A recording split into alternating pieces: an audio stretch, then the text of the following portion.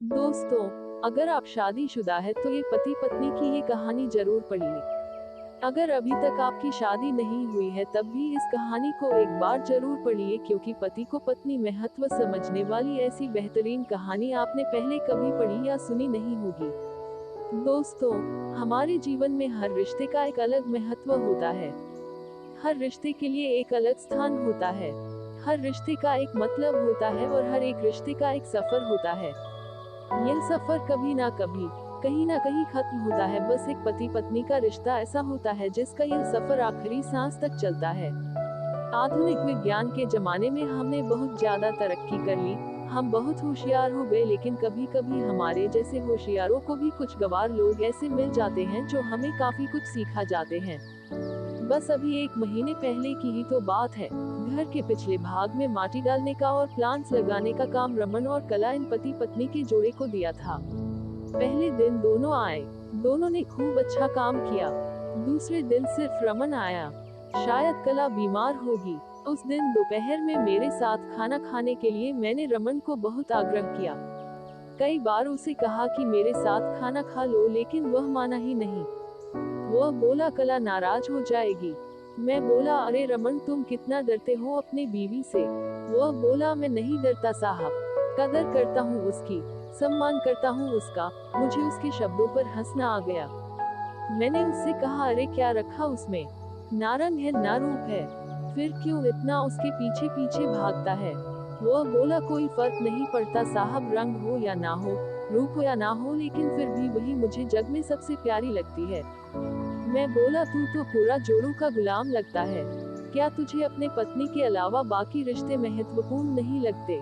उसने शांति से जवाब दिया, देखिए साहब, माँ बाप तो भगवान होते हैं तो उनकी पूजा करनी चाहिए। भाई बहन का रिश्ता तो जन्मजात होता है और दोस्ती का नाता तो सिर्फ काम या मतलब के लिए होता है और बाकी सारे संबंधी मतलब के लिए ही होते हैं। अब देखिए, जैसे कि आपका और मेरा नाता भी काम और पैसे का ही है ना।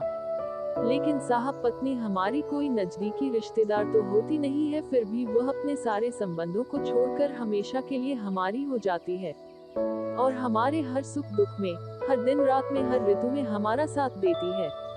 आप मानो या ना मानो, पत्नी सिर्फ एक रिश्ता नहीं है, वो कई रिश्तों का भंडार है।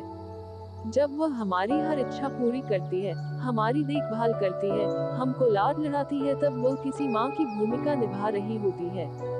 जब वह हमें अपने वर्तमान परिस्थिति की समझ देती है और जब हम अपनी कमाई उसके हाथों में लाकर देते हैं, तब हमें विश्वास होता है कि वह उसका सही इस्तेमाल करेगी और हमारे साथ कुछ बुरा नहीं होने देगी, तब वह बाप की भूमिका निभा रही होती है। जब हमारे बारे में चिंतित होती है और जब वह हमें हमारी गलतियों को बताकर उसे सुधारने का मौका देती है, तब वह किसी बहन की भूमिका में होती है।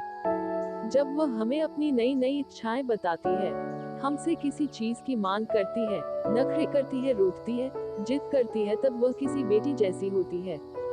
जब वह हमें कुछ नया सिखाती है, हमसे झगड़ती है, तब वह किसी दोस्त की तरह होती है। जब वह हमारे घर की और हमारे रिश्तेदारों की सबकी जिम्मेदारी अपने सिर पर उठाती है, तब वह मालकिन होती है। सबसे जरूरी, जब वह सारी दुनिया को और यहाँ तक कि अपने बच्चों को छोड़कर भी जब हमारी बाहों में आती है, तो वह हमारी पत्नी, प्रेमिका, हमारी जान, हमारा श्वास बनती है। अब आप ही बताएं साहब, अगर मैं उसकी इज्जत करता हूँ, उसकी कदर करता हूँ, तो क्या मैं कोई गलत काम करता हूँ। और वैसे भी पत्नी सिर्फ अपने पति के लिए अपना घर छोड़कर अनजाने घर आती है और बाकी के रिश्ते तो परिस्थिति के हिसाब से निभा जाती है। देखिए साहब, मैं ज्यादा पढ़ा लिखा तो नहीं हूँ, लेकिन जिंदगी ने मुझे इतना जरूर सिखाया है कि रिश्तों का मतलब एक दूसरे की कमियों को पूरा करना होता है। नहीं तो अगर आप बिना कमियों वाले किसी इंसान को ढूंढने बैठोगे तो जिंदगी भर अकेले रह जाओगे। देखिए साहब, बीवी अगर धरती बनकर इतना बोझ उठा सकती है, अपनी तपस्या की अग्नि में तप सकती है, तो पति को भी शांत और उतना ही बड़ा विशाल आसमान की तरह बनना पड़ेगा, जो उसे समय समय पर प्यार की बारिश से भिगोता रहे। ठीक है साहब, बहुत देर हो गई है, मैं जाता हूँ कहकर रमन वहाँ से जाने लगा और मैं उसको पीछे से जाते हुए देखता रहा। आज इस छूटक मजदूरी करने वाले आम इंसान में मुझे बहुत बड़ा उपदेश देने वाला गुरु नजर आ रहा था। उसकी वो बात कि पत्नी कैसी भी हो उसको मान देना, उसकी इज्जत करना, देखभाल करना हर विवाहित पुरुष का प्रथम कर्तव्य है। और ये गुरु ज्ञान मुझे जीवन भर याद रहा।